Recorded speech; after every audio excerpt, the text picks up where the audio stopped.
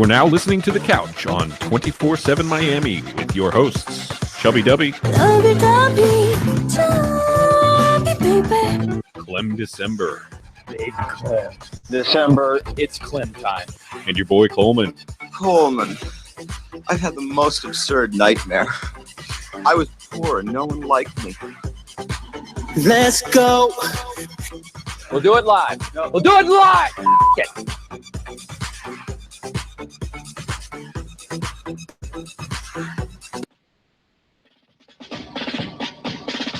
Miami has the Dolphins, the greatest football team. We take the ball from goal to goal like no one's ever seen. We're in the air, we're on the ground, we're always in control. And when you say Miami, you're talking Super Bowl, 'cause we're the Miami Dolphins, Miami Dolphins, Miami Dolphins #1. Yes, we're the Miami Dolphins, Miami Dolphins, Miami Dolphins #1. That's right, ladies and gentlemen. The Miami Dolphins have clinched a playoff berth for the first time since 2008. And only the second time since 2001. Yeah, So pretty crazy. that's like, I'm only 25. So since in 2001, I'm only 10 years old. I'm not really paying attention. Right. So since I've been paying attention, this is only the second time. Welcome to another episode of The Couch, coming to you live on 247miami.tv. Also, in our YouTube page, you can get the link from our Twitter, The Couch _Miami. You can get the link from, what is the Instagram? It's at The Couch Radio. The link will be there as well. It's already there. The link is there. And we're already live, so you can listen in and tune in right now. And We're going to get into a little Dolphins in the first segment, if you couldn't tell. If you couldn't tell, dude. I sort of have the... I cried.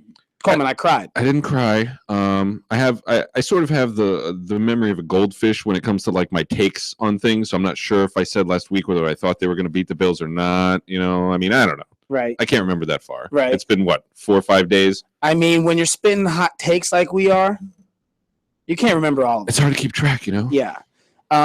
One thing I will say is new segment called I Told You So. Matt friggin' Moore is the man. And now a lot of things I say are part of character, I am a lot of things I say, I may not believe. I'm like Skip Bayless. I may not believe everything I say. Hey, you're not supposed to let them in on that. Yeah, right? Keep that behind the curtain. But, dude, of course, it's easy to say it's a win. It's easy to say Matt Moore is going to do well, because if he does well, you're like, told you so. And if he doesn't do well, you're like, yeah, well, he's Matt Moore. Right, he's a backup. What were you expecting? But honestly, I had more of an inkling. Like, I really did think Matt Moore was like ready to play some good football. Guy's never really had a shot at meaningful football. I've said this. I've been saying this for 2 weeks. Guy hasn't played meaningful football in his career, and he got the opportunity, and he's really running with it. And I'm gonna be honest with you right now, Coleman. I want to ride Matt Moore. I don't think if depending on how next week goes. Now, next week still matters. Correct. For the Dolphins and Kansas City, because depending on if you're the 4 or the 5 or the 6 seed, the road to the AFC Championship dramatically changes. Correct. So now the dream scenario for the Dolphins is for us to beat the Patriots, who aren't playing for anything next week, and for Kansas City to lose to San Diego, which is something San Diego does, is beat teams in Week 17 that shouldn't be beaten. So that, it's a possibility. All right, so so that happens. We beat the Pats. Kansas City loses. We move up to 5 instead of 6. Correct. Here's the difference. 5 seed has to go to 6 seed has to go to Pittsburgh, so that would be Kansas City. 5 seed goes to Houston. That's chalk that up for the away team. With in Houston, a quarterback controversy. They benched Osweiler. A running back that didn't play last week. Right. Lamar Miller is hurt. He's injured. Houston is definitely the better matchup. And a lot of people say, we played Pittsburgh in, what was it, week 5? What was it, 5 or 6, I think. And we beat them 30-15 or something like that. And Ajayi rushed for 200 yards. And it's like, well, Le'Veon Bell, I don't think was back up to full strength just yet. Jay Ajayi, that was when our unicorn line came together, and all of a sudden he rushed for 200 yards. Let's not forget that Ben Roethlisberger was pretty injured early on in the game. You know, like this was one of those conversations that we had about whether the Dolphins were for real or not, and there was a certain way that the game broke down where it absolutely ended in our favor, but you can't expect things to happen like that again. And not to mention the fact that it was in Miami. It was in Miami, like you said.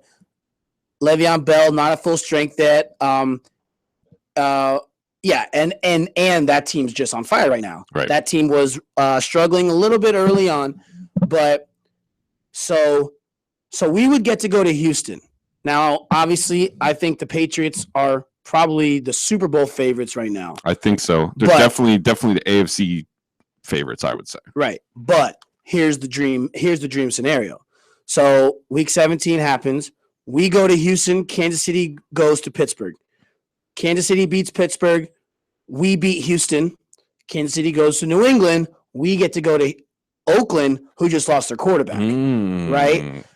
Basically, what I'm trying to tell you, Coleman, now, I'm not saying Super Bowl because one of those teams, Kansas City, would have to beat the Patriots. But there's a good chance we're going to the AFC Championship if the route takes us to Houston, then Oakland. Yeah. You know what I mean? Like, how crazy is that? That could be the only thing between the Dolphins. Now, Kansas City would have to beat Pittsburgh because if Pittsburgh beats Kansas City, then we're going to New England. We're not going to Houston. We're not going to Oakland. Right. So we would need Kansas City to beat Pittsburgh in the wild card round, and then they would go to New England. But Kansas City could beat Pittsburgh. Yeah, I think it's a possibility. Not crazy. It's just not crazy. Right. It's not a complete. What I'm saying is when I call this a dream scenario, there's a 50-50 shot it happens. Yeah. So that would be crazy. And then if Kansas City were to beat New England, then we would host Kansas City for the AFC Championship game. If the beginning of the scenario happens where Kansas we're City 5 and the they're 6 and we're the 5, correct? Right. Yeah, so that's a dream scenario, I would say. That's absolutely awesome. Host an AFC Championship game, and I don't circle back to the Matt Moore conversation. Matt Moore, that's not a crazy route to the AFC Championship, and I don't know if we want to. I don't know, Tanny. Do we want to rush him back? I don't know. He was playing good. It's kind of a weird situation because Tanny wasn't playing bad. Yeah, he was playing well enough, before he got injured. I don't think that we could have, we talked about the expectations for Matt Moore being a backup and what we thought he was going to come in and do. And we've won, and, the chips have fallen how they have in the AFC, and we are in the playoffs. I think that you have to think of Tannehill when you talk about the remainder of his contract. Is it more important to try to rush him back from an injury that he may not be fully healed from if you think that he is the how much better of a chance do you think? And this is not really a quantifiable thing, you can't really say, a 10% better chance because you can't. It's not possible to measure it like that. But do you really think that he gives you that much better of a chance than Matt Moore does, the way that the current team is constructed? Right, the way Matt Moore is playing. And the way Matt Moore is played, too. Then you're right. I don't think Tanny gives us that much more significant of a chance to win. And, there could be a lot of stuff going on, too. Matt Moore's spreading the ball around. He's not throwing these bubble screens to Jarvis Landry all day. I'm sure Devontae Parker loves seeing Matt Moore trying to throw it down the field a little bit. Right. I'm sure Kenny Stills, who's our pop the roof off the defense, he likes seeing Matt Moore throw the ball down the field a little bit. Right. It's a different situation than the Cowboy situation because Dak's pretty much won that job. Like right. Even after week, when they were 6-1, 7-1, he's still the rumblings of Tony Romo were still there. Right. And we'll delve into that a little bit later. But this is a different situation. I think you can stick with Matt Moore. I don't think you have, like you said, we got a lot of money on the line for Tanny. So you don't want an RG3. Exactly. Where he comes That's what I was back going to too bring up. quick. He comes back too quick, and you end up risking the next season. Right. And that's the thing is, so we have the team option for, I believe, is it 2 more years left? 2 or 3 more years left. So the team has the option of picking him up after the season is over. You can't, like, if you have that on the table, I feel like you have to pick it up. And you don't know what's happening. You're obviously not going to have a very good draft pick because you just made the playoffs in the next upcoming draft. Ride what you have and don't rock the boat. Don't rock the boat. And like I said, don't rock the boat because the road to AFC Championship, if we're the 5 seed, is not hard. Houston, then Oakland without their quarterback. Yeah. Like, don't rock the boat, please, Dolphins. We got here. Now, Tanny got us to that. What are we? 10-5. Mm-hmm. Tanny got us to 8-5. Matt Moore's won the last 2. But Tannehill also started the season 1-4, and it didn't improve until the offensive line came back and Jay Ajayi emerged, and our secondary finally started playing like guys who know how to play football. Right. I mean, I've never seen Tony Lippett and Xavier Howard. I've never seen them make so many plays like they've made the last 5 weeks. They're picking Phillip Rivers off. They're getting big plays. So a lot of things happened around the Dolphins a lot of things happened during that 6-game win streak, and it wasn't necessarily just flat out better play at the quarterback position. Right. There's a lot of different factors, and that's why it's hard. That's why when I say it's hard to really quantify how much better Tannehill could be than Moore, because they've all played in different circumstances. There's been different lines. There's been different, different circumstances, the way that each game has played out. Right. Especially with the piecemeal offensive line that we've been putting together. It seems like every other game, there's somebody else different swinging in and out of the lineup. Yeah. So I think what we're both kind of can agree on is, right now, just don't rock the boat. Yeah, don't rock the boat. And then, you still got Tannehill locked up for if you say he were a free agent and he were to come here, you would have to pay probably more for him. I mean, not coming off the injury, but obviously signing the deal when you signed it and the way that the money is inflating just all around, just general inflation, you would have to pay more for him. So He's relatively cheap. Right now, yeah. Yeah, relatively cheap. Yeah. So it's good. Let's keep riding this roller coaster. One thing that I love, I think you got a couple written down there, is crazy playoff scenarios. Mm-hmm. Right? You're a fan of a team. You're on the outside looking in right now. Correct. And you want to know what's got to happen. What is the craziest playoff scenario right now? Okay, so this is by far the craziest playoff scenario. The Tampa Bay Buccaneers are currently on the outside of the NFC playoffs. They are sitting at 8, I believe, right behind the Washington Redskins. What needs to happen this upcoming weekend is, first of all, and most importantly, Tampa Bay has to win. Right. That doesn't happen. None of it matters. Washington, I believe, do they play the Giants? I believe so. We'll check on that later. We did our research on that. Washington has to tie with the New York Giants. Green Bay has to lose. Washington has to tie the tie. There has to be a tie there. Okay.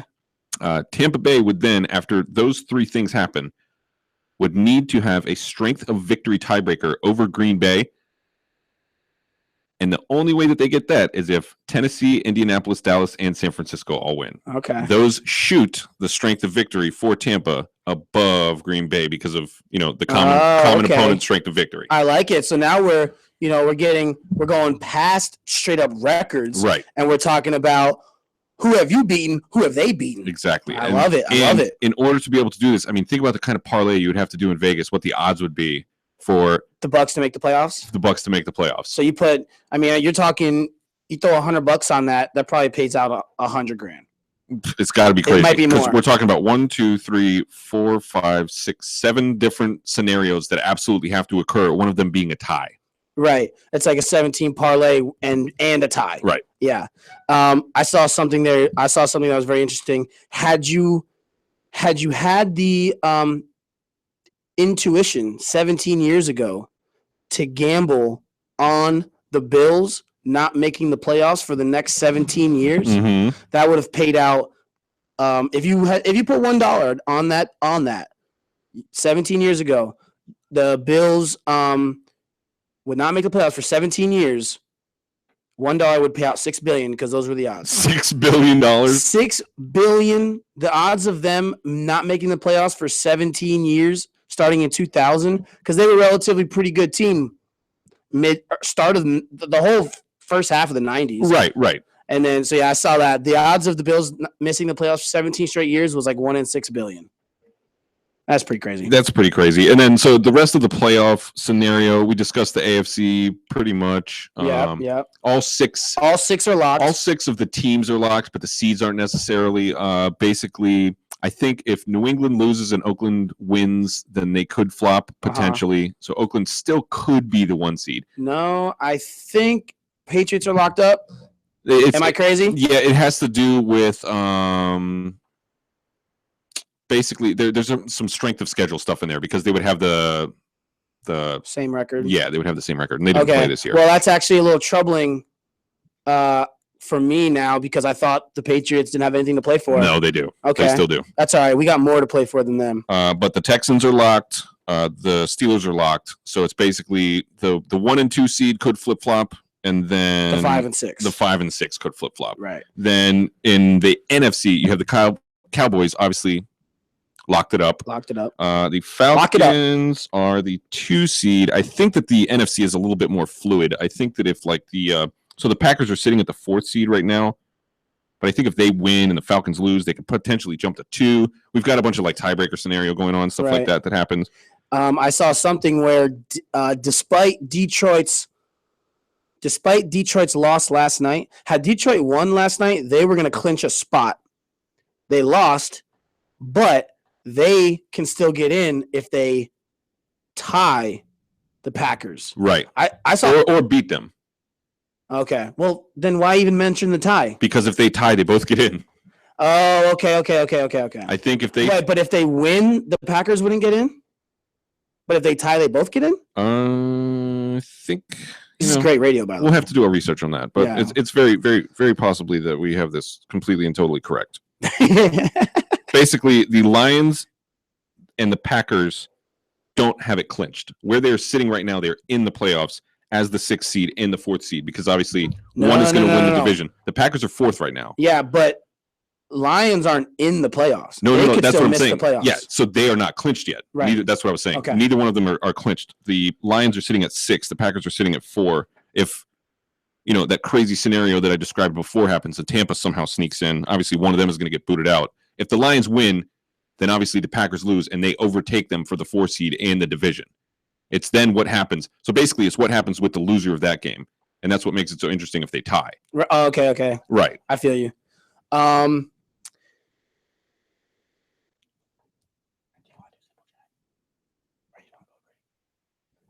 right. Coming up next is your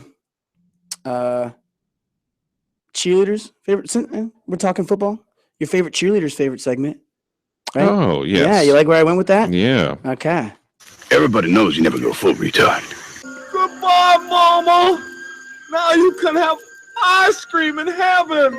I'll see you tonight when I go to bed in my head movies. But this head movie makes my eyes rain. You went full retard, man. Never go full retard.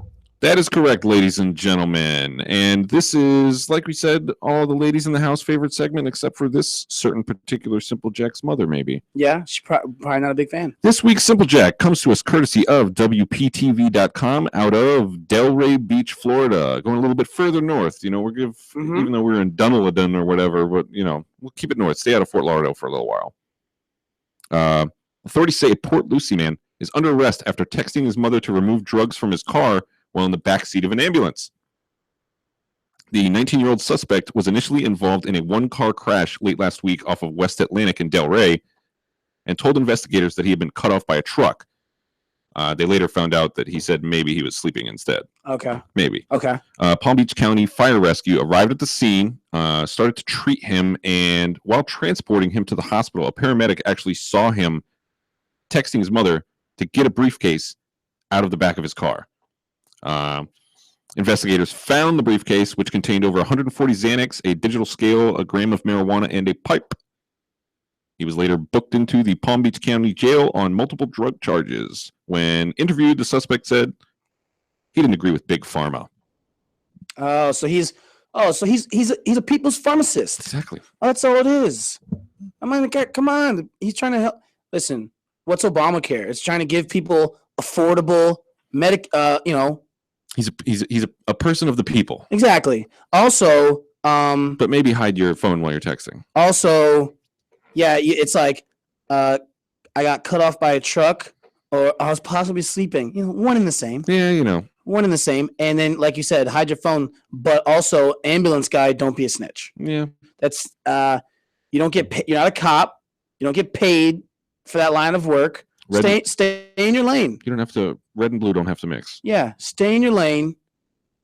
Get my man. First off, my man's is, like we said, pharmacist of the people. Right. So what your main priority should be is getting him healthy and back out on the streets where he can do his best work. If it wasn't illegal. Well, like he said, he's here for the people. There's I think legal and illegal. There's a gray area when you're talking about helping people. Maybe. You know what I mean? So we got to keep. But I think illegal possession of 140 Xanax in a scale might be a felony. They might not let that one just slide under the rug. Yeah, well, to each his own. Okay. We'll be right back.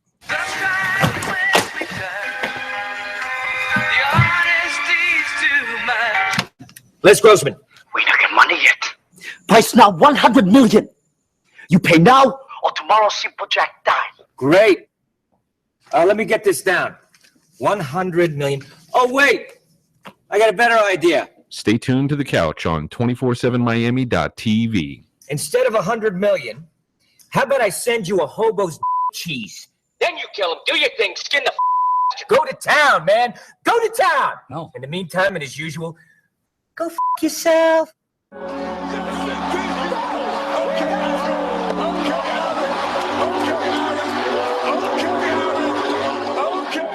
not going to say I've accepted this since 2000. It's over, ladies and gentlemen. It's over again. Yeah. Y'all fucked up, let the jump man jump. I gave that work like a dope man front. Took that lane, boy, I ain't no chump. Going over your head, I'm going with the dump. Like, whoa, going 85 through a red light. If the head right, then I'm there air night. Give a stick of bubble gum and a lead pipe. Can't make a lot of noise, but the bed might. Damn right. Got a sheet wet like a seashore. Looking at me like you wanna be more. Sorry, but I gotta go record. Back to the money this year was a detour. It went down in the DM. Hitting every city, we go round in the BM. Talking that shit, but they quiet when I see them. But wanna be alive, but I do not wanna be them. Whoa, guess I'm going back to the basics. Throw it on the scale, bust it down in the hate shit. Fuck around, say the wrong shit, catch a facelift. Ain't a zookeeper when my dogs doing ape shit. I am the wrong one to fuck with. The one you should not push your luck with. Just one more round till I'm dumb lit. My reaper so loud it's gonna interrupt shit. Say what you want, but do not touch. I'm 24K, I do not bluff. I rip and I dip, I do not cuff. You did a good job, but one time is enough. Please do not get in your feelings. I'm too busy running shit, making the killing. I ain't got no limits, like we ain't got no ceilings. I ain't got no worries, I'm chilling, and that's on me. That's on me. That's on me, baby. That's on me. You do what you want when you getting these checks, and now that I'm on, you can watch me flex, and that's on me. That's on me. That's on me, baby. That's on me. I'm trying to feed the fam 100 grand every month. You know we going ahead, taking chair with the stunt, baby. That's on me. Yeah, that's on me. That's on me. I know what I want, I'ma get that shit. I gotta take care of everybody I'm with, and that's on me. Yeah, that's on me. Yeah, that's on me. Yeah, that's on me. Fears only God knows when I'm gonna die. Until that day, boy, I'm gonna be fly. That's on me. The way I maneuver so low key. Only if you really know me. I'ma tell you like they told me. If the product too dope, they go OG. So I feed them line after line. 16 is too much, I'm blowing they mind. Too much at stake till I stay on the grind. I'm back in the whip like I'm Optimus Prime. Go, get a mo, Skrilla, 24K, there's no Rilla, go, Rilla, no, killer, plug with the priest and the dope, Dilla, no, Twitter, no, trigger, talk way less, get mo, figures, no, quitters, go, diggers, I swear them hoes so, better make room when I come through. Cause my whole squad gotta come too. I know that your girl don't want you. You know that I do it, I want to. Cause money's a hell of a drug. Money's a hell of a drug. I'm so addicted, trying to take off on the plug. But these bitches falling in love. Don't get it twisted. Say what you want, but do not touch. I'm 24K, I do not bluff. I rip and I dip, I do not cuff. You did a good job, but one time is enough. Please do not get in your feelings. I'm too busy running shit, making the killing. I ain't got no limits like we ain't got no ceilings. I ain't got no worries, I'm chilling, and that's on me. That's on me. That's on me, baby. That's on me. You do what you want when you getting these checks, and now that I'm on, you can watch me flex, and that's on me. That's on me. That's on me, baby. That's on me. I'm trying to feed the fam 100 grand every month. You know we go ahead, taking chair with the stunt, baby. That's on me. Yeah, that's on me. That's on me. I know what I want. I'ma get that shit. I gotta take care of everybody I'm with, and that's on me. Yeah, that's on me. That's on me. Truth is, only God knows when I'm gonna die. Until that day, boy, I'm gonna be fly. That's on me.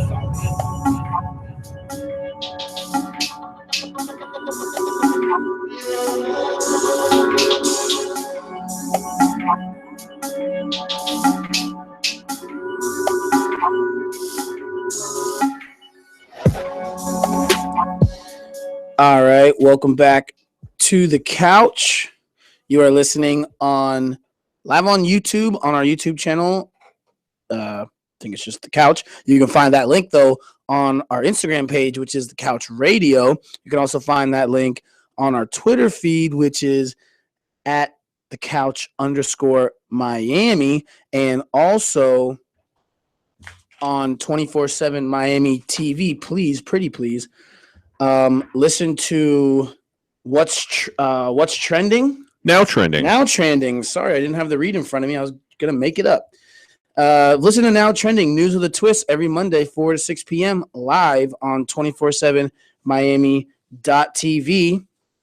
And 24/7 Miami.tv is broadcasting the events of this amazing city to the world. Follow on Twitter at 24/7 Miami, like 24/7 Miami on Facebook. Follow 24/7 Miami on Instagram. And we debuted a segment last week called Quick Hits. Yeah. We didn't have imaging for it. And but guess what? Now we have imaging for it. Quick Hits.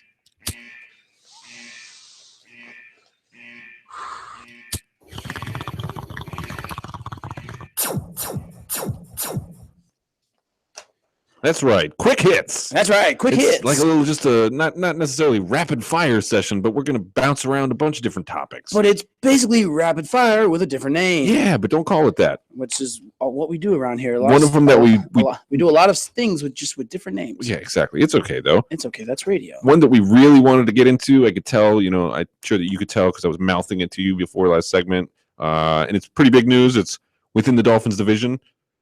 Rex and Rob Ryan finally gone. Rex and Rob got fired. No coincidence they were fired together. I was wondering if it was fair that Rob was fired, but I've been informed it was fair because the defense was flat out pretty bad. Yeah. Here's a little statistic right off the top of my head. They entered Week 16 with the 24th ranked overall defense. Compared to second overall when Rex inherited, the team. Right. They were known as, that was one of their, their big things was they played defense. They played good defense, and for a defensive coach, especially a defensive-minded coach, at least as far as you can tell when he played for the Jets, it was basically ground and pound. Play hard defense, run the ball. Play hard defense, run the ball. They made the trade, obviously, to get LaShawn McCoy out of Philadelphia, so there's that one portion of it, which they have run the ball very successfully. Didn't play defense very well, though. Specifically, did not stop the run. They finished, at least so far through 18 games, 28th versus the run so far. So that kind of brings up the question if he deserves another interview. Some people, the thing about Rex Ryan is weird. He may not win a lot of games, but he never loses the locker room. Yeah, and that's sort of weird because that's something that came out was that they felt like people at least, looking at the situation or analyzing the situation, felt like the defensive side of the ball, the defensive locker room, like both of the Ryans had sort of lost them. Right. I know I saw today Marcel Darius was upset about the move. So it's just Rex Ryan's that kind of guy where the players love him. They never quit on him. He just doesn't win enough games. Yeah. So if you're a GM looking for your next coach, if you're considering Rex Ryan, you've basically just got to ask him, like, we know players love you. You can be the face of an organization. You're colorful. You're good in the media. Right. But what are you going to do to win games? And I like him. And my biggest qualm with Rex Ryan, I don't know enough about Rob Ryan and his defensive schemes or anything other than the fact that he's been, I think, let go from the majority of his defensive coordinator jobs. He never seems to move up and on. Yeah. It's always like, the defense got real bad, so you got to get out of here. Yeah. But specifically, like, I feel like Rex Ryan sort of bungles things in game. Like, he's a great locker room coach, like we talked about, other than what came out today, which who knows if that's true or not. That could just be a source or something, or one mad guy on the defense.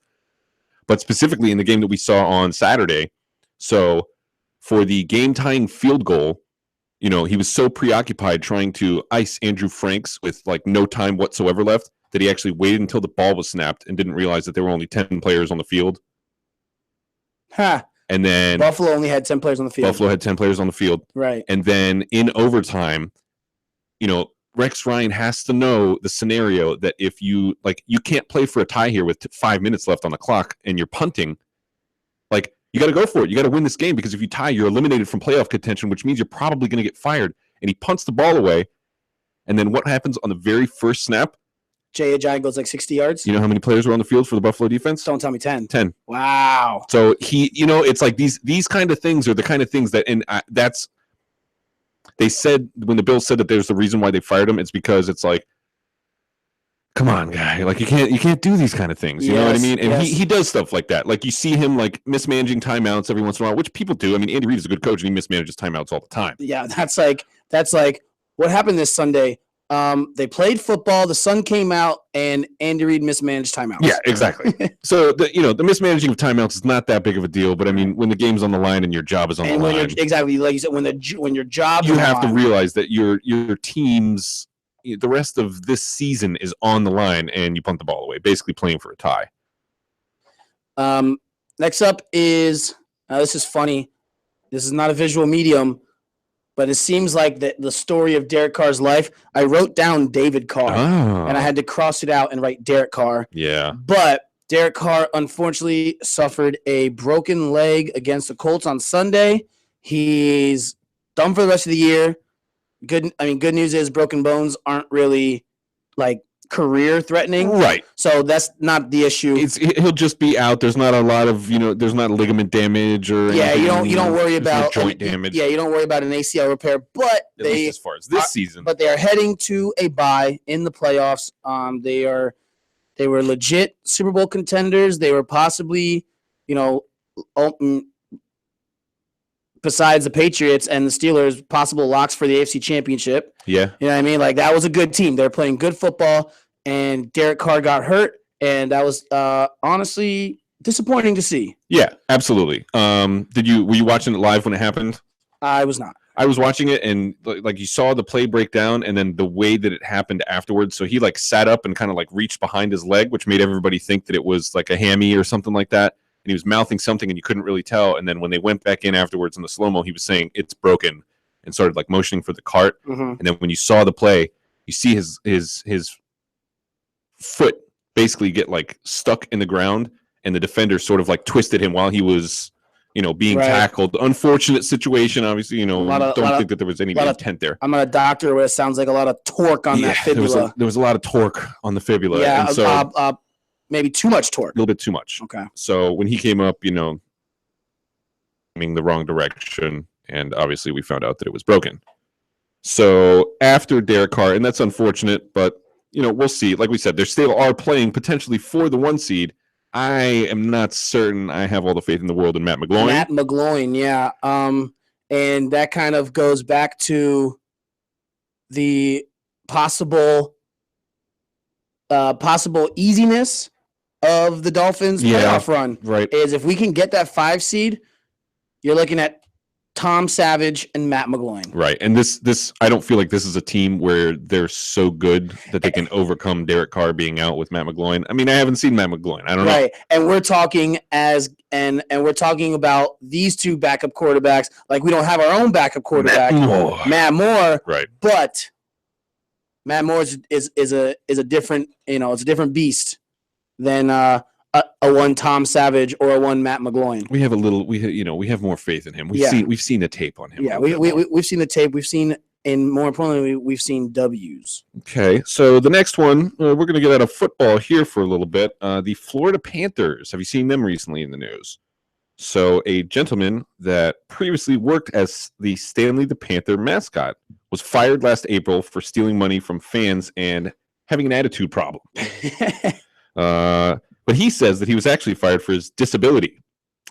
Shortly before his firing, he had been hospitalized for depression and missed about a week's worth of work.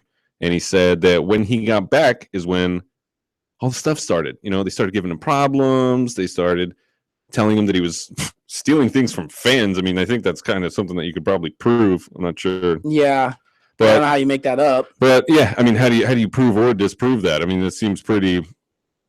Hey, you're stealing stuff. No, I wasn't. Or they have cameras in there, don't they? I'm pretty sure. Yeah, I feel like if he's stealing stuff, you can figure that out. But and if he's not stealing stuff, you can figure that out. He's suing for unspecified damages. Okay. So we'll see how that plays out. So there's we got some locker room drama in the Florida Panthers organization, huh? Stanley the Panther. That's nothing. You never need locker room drama. All right.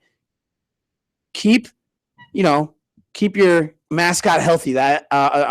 Keep your mascot happy. Happy and healthy. I think is the number one rule in being a good GM of a sports franchise, especially hockey. Yeah, keep your mascot happy. What would you say he went to the hospital for depression? Depression? Sounds like being a mascot's not really your thing though. You kind of got to be like super happy and dancing around all the time. Well, they said he was stealing from the fans. I don't think that's part of what the Stanley the Panther is supposed to be doing. Who knows? Yeah. I'm sure that this will be a blockbuster trial that will be all over the news. Any more quick hits from you? What happened with Steve Francis? I don't know. Oh, so this is part of the long, sort of tragic tale of Steve Francis. The ex-Houston Rocket. I think he was in Orlando Magic. Few-time All-Star, probably. Like once or twice. Maybe, yeah. He recently pled not guilty to breaking into a BMW in a restaurant parking lot in Florida last June. He allegedly broke into the car in Manatee County and stole more than $1,700 in jewelry, makeup, and cash. He faces 5 years in jail if convicted. I mean, that's premeditated, right? Like you knew which car you were going into. You're not just car hopping like a teenager does. Walking up to cars, grabbing the handle, seeing if it's open. And either way, if Steve Francis is in Manatee County, wandering around restaurant parking lots, jiggling handles. What's happened? Yeah, what happened, dude? Where did it all go? You had a shoe. Yeah. He was one of those. He's one of those guys, though. I mean, it happens. He's one of those guys that he was a flash in the pan. Yeah. He definitely made a lot of money. Yeah, you're right. And who knows what these athletes do with this money? I mean, I know what most of them do with the money. They buy cars and jewelry and houses that they can't afford past the extent of the contract. Right. You know what I mean? You sign a $30 million contract, 6-year contract, and then you mortgage hundreds of $1 million worth of shit. So we'll edit that out. We'll cut that out. Yeah. I'm getting worked up over here about Steve Francis. But guys, it's like you make a lot of money, like do something with it.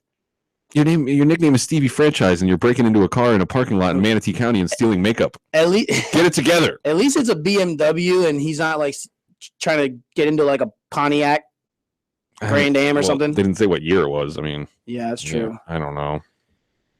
Also, my last quick hit is shout out Coleman, who admitted to me that he didn't watch my new show. Shameless plug, the Matt Lawson Show. Mm-hmm. Find it in the link on my Instagram at PoopClem.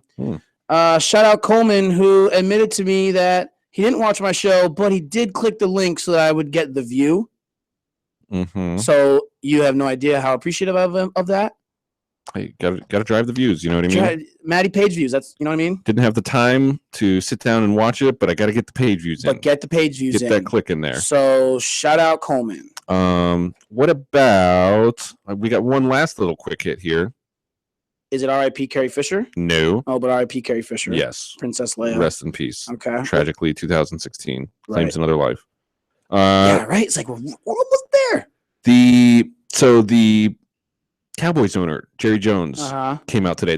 I wouldn't call it a controversy, but there's a lot of people, especially with the Derek Carr injury, and then Marcus Mariota also, unfortunately, got injured this past weekend. It was almost the exact same injury, which is sort of strange. Well, they both broke their fibulas. Right. But so Jerry Jones came out and basically said that Tony Romo is not going to play because the risk is not worth the reward, and he does not want him playing behind anybody but the first team. He doesn't want to put Tony Romo out there with the scrubs and get him hurt again. Right. Which I agree with to a certain extent, but that's what a lot of the argument is about is, hey, they were playing in a game last night that didn't really mean a whole lot.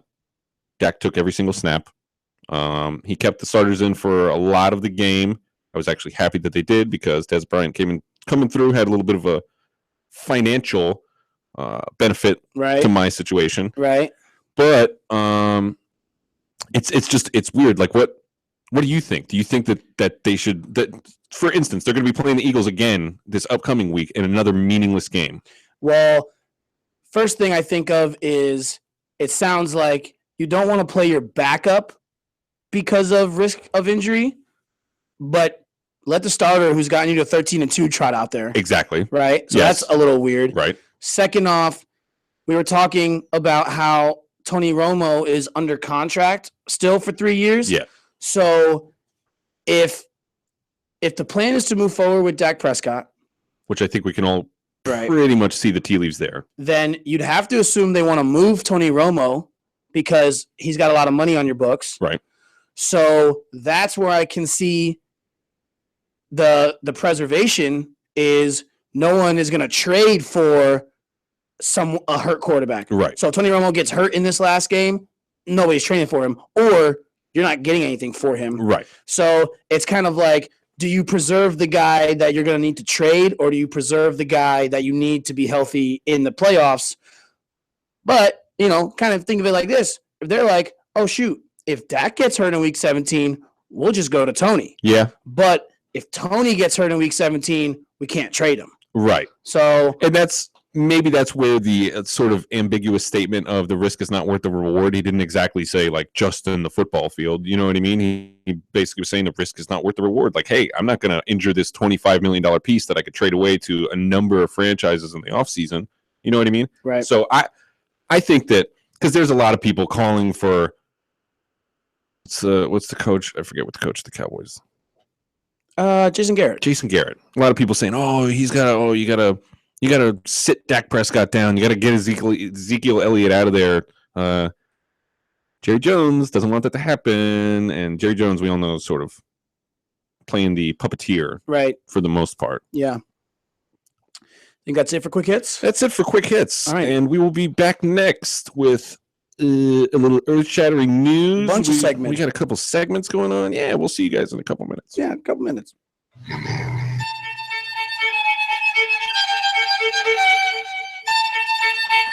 Stay tuned to the couch with W. Clem and Coleman on 247miami.tv. Back after this.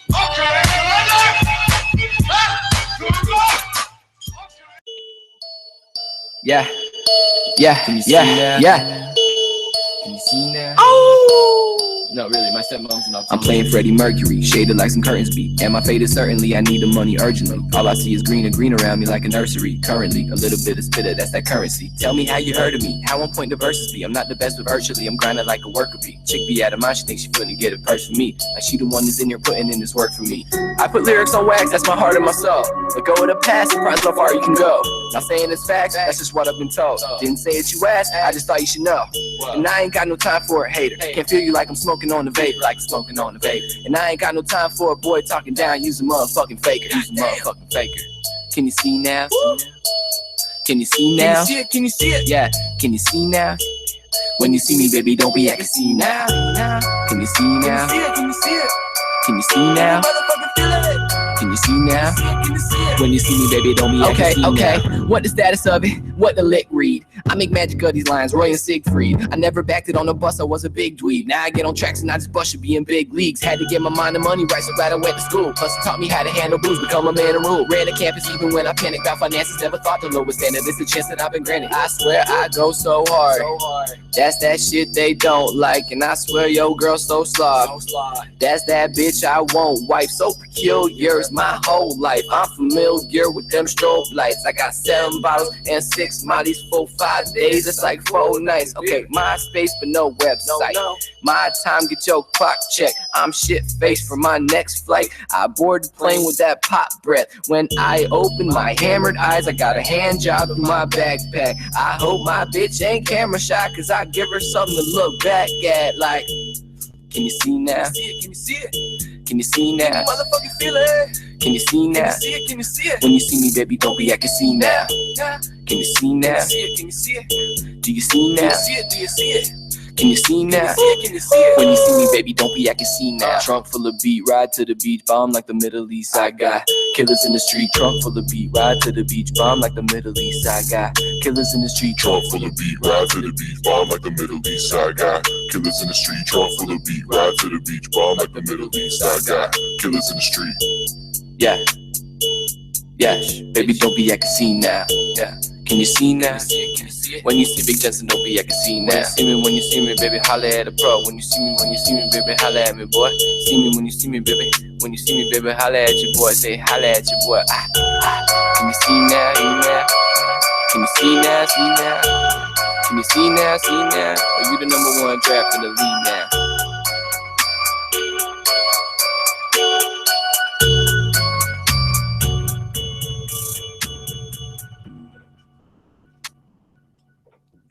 Welcome back to the couch, ladies and gentlemen. This is our final segment. We are broadcasting live on 247miami.tv. Also on YouTube Live. You can get the link from our Twitter handle at @thecouch_Miami.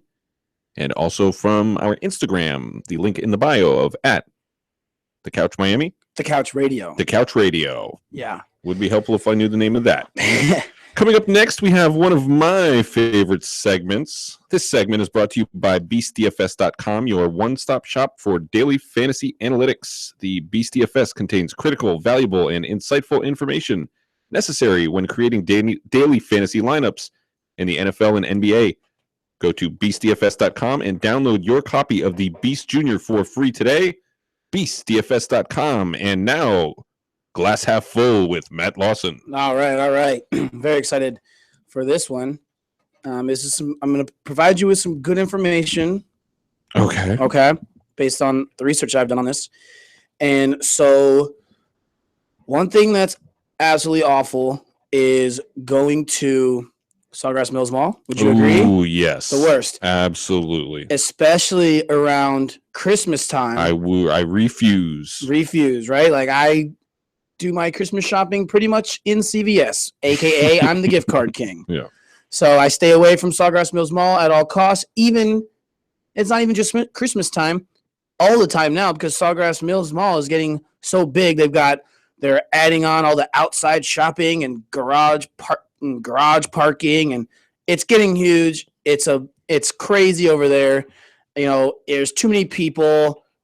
It's hot inside the mall. It kind of smells a little bit funky. It's a logistical nightmare. Yeah, everything is bad about it. But Glass Half Full, the Sawgrass Mall is absolute babe central. Oh, yeah. I mean, I'm walking through there the other day. I thought you didn't go.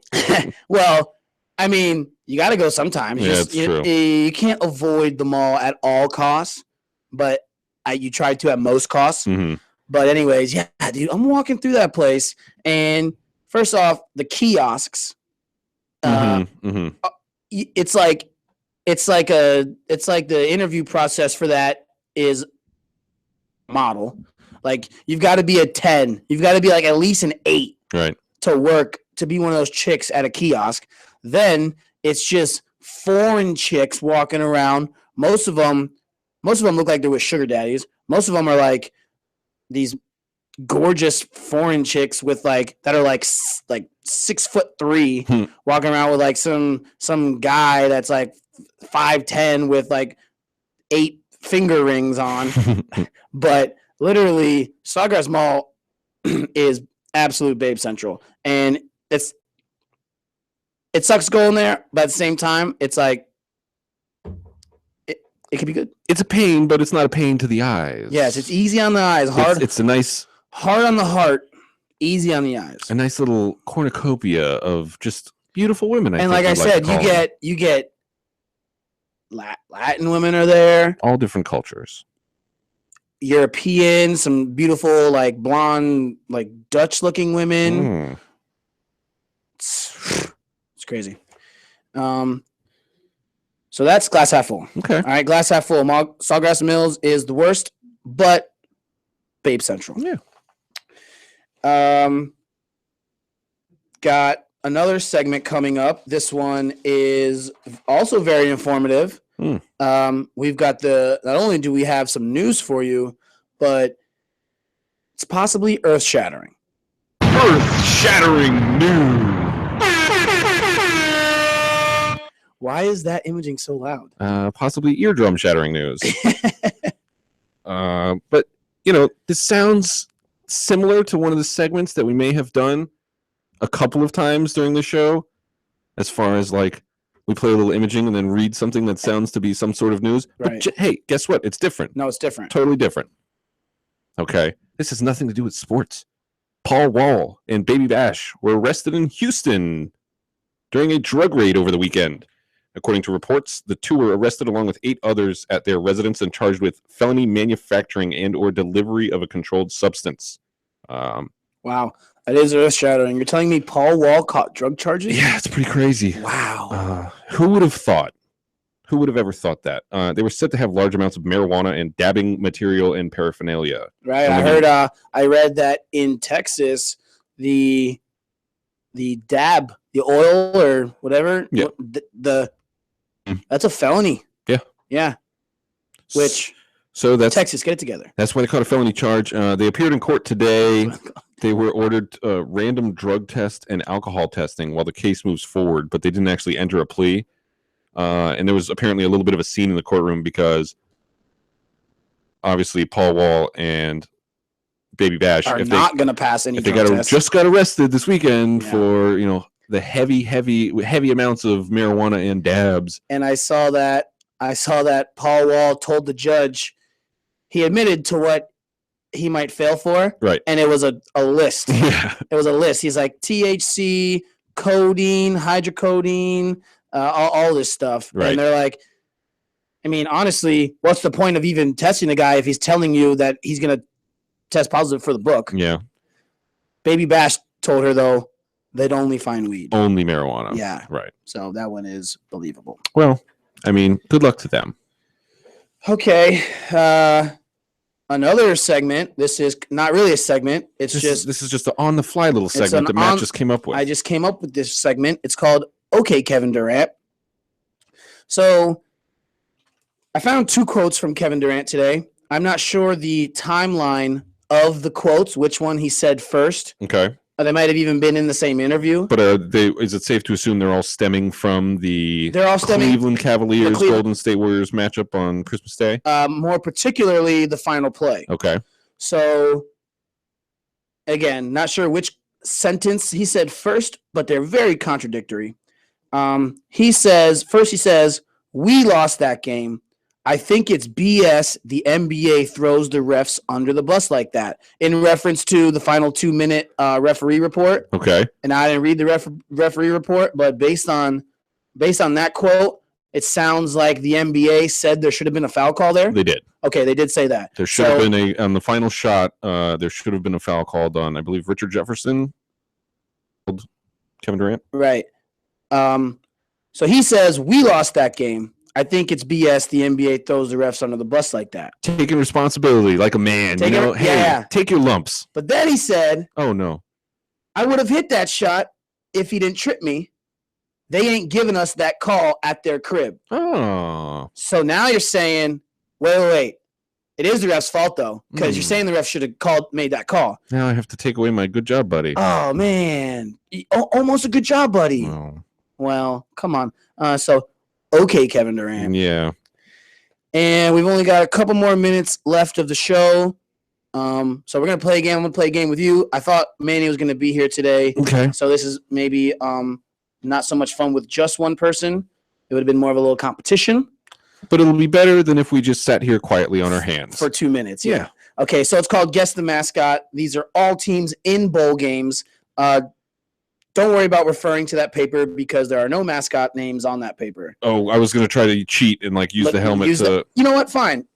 I'll give you that. You're not going to figure it out. Okay. All right, first one. And we have a minute and a half here. Okay. South Alabama. South Alabama, the Golden Slugs. No, Jaguars. Oh. UTSA, also known as University of Texas San Antonio. The Cowboys. No, Roadrunners. Oh. Arkansas State.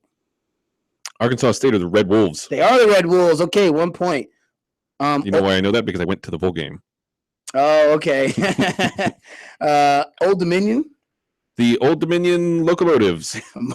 Old Dominion Monarchs. Oh. Okay. Eastern Michigan.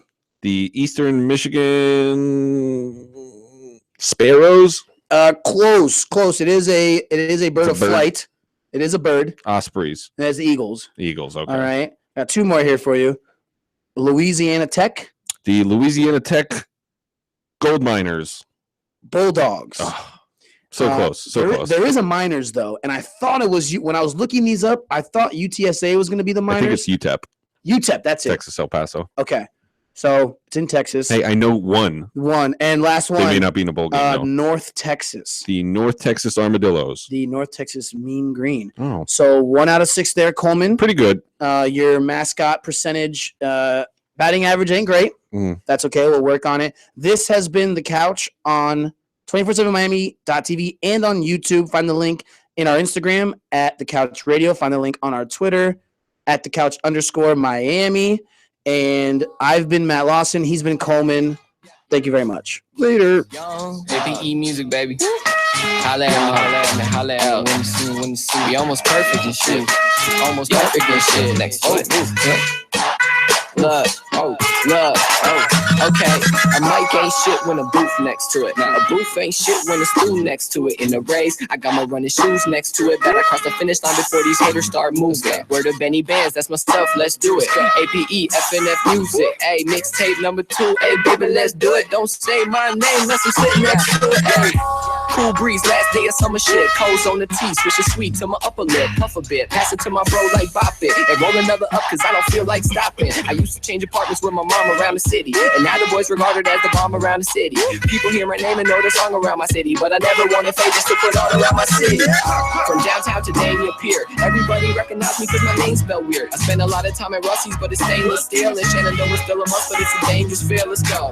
Hip hop chatter, cafeteria blabber. After hearing a Mavericks, wanted to be a rapper. So I opened up my cape and flew. A super boy and then a great man too. I came up from nothing and now I'm stunting, right? How'd I do it? I must have been doing something right. I went from hanging on the porch down First Street to spitting bangers, dog. I torched that first beat. Back when our garages were mirages of a studio. All I really wanted was Versace and a group, yo. A couple foreign whips, I'm down to act a fool now. A copper chain and watch, my neck and wrist will cool down. Hard to be humble when all of the words you mumble turn strangers into some friends, acquaintances, and the lovers. I don't know you, I don't owe you about a motherfucking thing. Did this whole shit on my own, so I'm the only one to thank. Yeah, it's gonna be a real short Grammy speech. Hand the award to the motherfucking man in me. I'm still the dopest motherfucker on the family tree. To my uncle, auntie, and my grandma, baby, rest in peace.